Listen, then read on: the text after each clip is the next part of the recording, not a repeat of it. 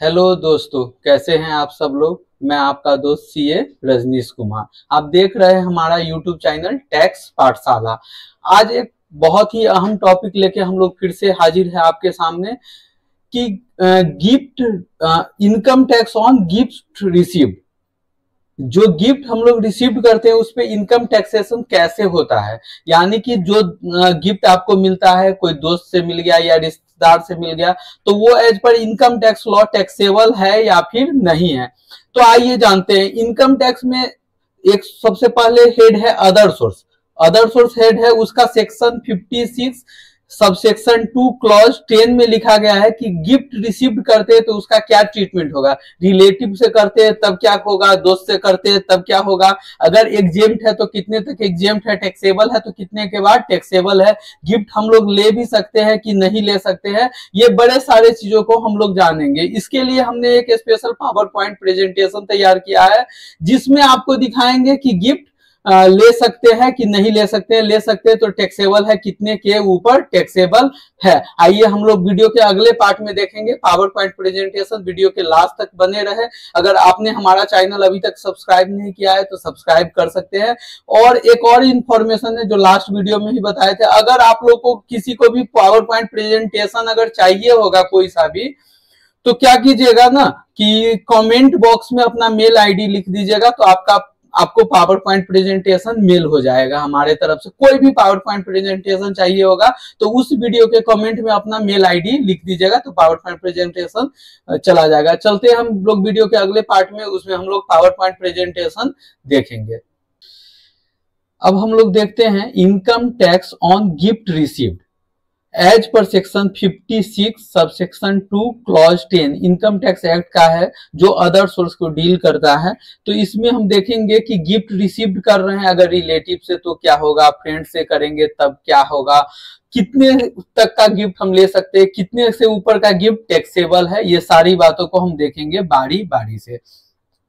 पहला है legal provision. Section 56 में क्या कहता है, gift received without consideration may be taxable under the heading income from other sources. अगर कोई गिफ्ट रिसीव करते हैं बिना कंसिडरेशन के, जैसे मैं एग्जांपल दे दूं, अगर आप मेरे फ्रेंड है और आपसे मैं लैंड एक्वायर करता हूं, जमीन ले लेता हूं, बदले में मैं आपको पैसा नहीं देता हूं, तो वो क्या हो गया, गिफ्ट हो जाएगा, वो सेल नहीं होगा। तो हो सकता है इनकम टैक्स में उस पर टैक्स हो।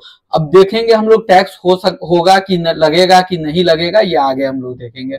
Applicable to individual and HUF, ये सेक्शन सिर्फ 56(2) क्लॉज 10 किस पे लगता है, इंडिविजुअल एंड एचयूएफ पे। कंपनी वगैरह पे अदर सेक्शन लगता है, ठीक है।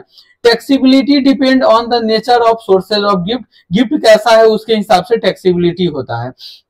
उसके बाद है gift from relative fully exempt. अगर आप अपने रिलेटिव से गिफ्ट लेते हैं तो वो पूरा का पूरा क्या है, एग्जेम्प्ट है। लेकिन ध्यान रखने बात ये है कि रिलेटिव में कौन आता है, इसको इनकम टैक्स एक्ट डिफाइन किया है। मैं थोड़ा सा बताता हूं। Gift received from relative are fully exempt from tax. Relative include spouse इसमें आ जाता है, यानी कि हस्बैंड के लिए वाइफ, वाइफ के लिए हस्बैंड, ब्रदर सिस्टर आ जाएगा, स्पाउस का ब्रदर सिस्टर आ जाएगा, लीनियल डिसेंडेंट आ जाएगा, यानी कि पापा मम्मी आ जाएंगे, बेटा बेटी आ जाएगा, उसका सारे का स्पाउस आ जाएगा। ये सब क्या है, रिलेटिव में है।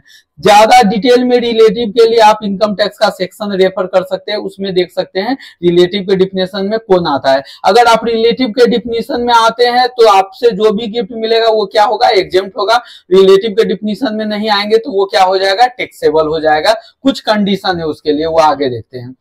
Gift from friend taxable if exceed 50,000। अगर अदर देन रिलेटिव से लेते हैं गिफ्ट और 50,000 से ज्यादा तक, 50,000 से कम है तो टैक्सेबल नहीं होगा, एग्जेम्प्ट होगा। उससे ज्यादा है तो क्या हो जाएगा, टैक्सेबल होगा। Aggregate value of gift receive from non relative exceeding 50,000 year is fully taxable, पूरा का पूरा टैक्सेबल हो जाएगा। Entire amount become taxable under the head iOS. अब कह रहा है exception, gift exempt from tax.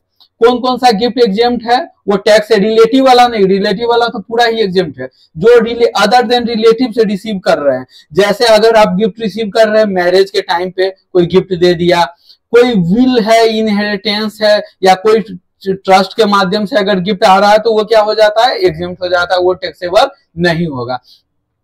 Property अगर गिफ्ट में मिलता है तब क्या होगा, अगर मूवेबल प्रॉपर्टी मिलता है उसका फेयर मार्केट वैल्यू अगर 50,000 से ज्यादा है, जैसे मैंने मोबाइल आपको गिफ्ट कर दिया 1 लाख का है आईफोन, तो वो क्या हो जाएगा, टैक्सेबल हो जाएगा क्योंकि 50,000 से ज्यादा है। अगर इमूवेबल प्रॉपर्टी गिफ्ट देते हैं जैसे जमीन घर वगैरह गिफ्ट दिए, उसका स्टाम्प ड्यूटी वैल्यू अगर 50,000 से ज्यादा है तो वो टैक्सेबल हो जाएगा। अगेन वो अगर आप अपने रिलेटिव को दे रहे हैं या ले रहे हैं तो टैक्सेबल नहीं होगा। ये रूल है अदर देन रिलेटिव के लिए। उसके बाद है रिपोर्टिंग इन आईटीआर। क्या गिफ्ट जो एग्जेम्प्ट है उसको आईटीआर में दिखाना जरूरी है? बिल्कुल जरूरी है। इनकम टैक्स को पता कैसे चलेगा? तो all taxable gift must be reported in ITR. Even non taxable gift भी रहेगा तो उसको एग्जेम्प्ट इनकम में दिखाएंगे। Disclose under the head income from other sources. इसका एक समरी है। समरी क्या है, रिलेटिव से अगर गिफ्ट मिला है तो फुल्ली एग्जेम्प्ट है, फ्रेंड से गिफ्ट मिला है तो वो एग्जेम्प्ट होगा। अगर 50,000 से कम मिला होगा, 50,000 से ऊपर मिला होगा तो पूरा का पूरा टैक्सेबल होगा।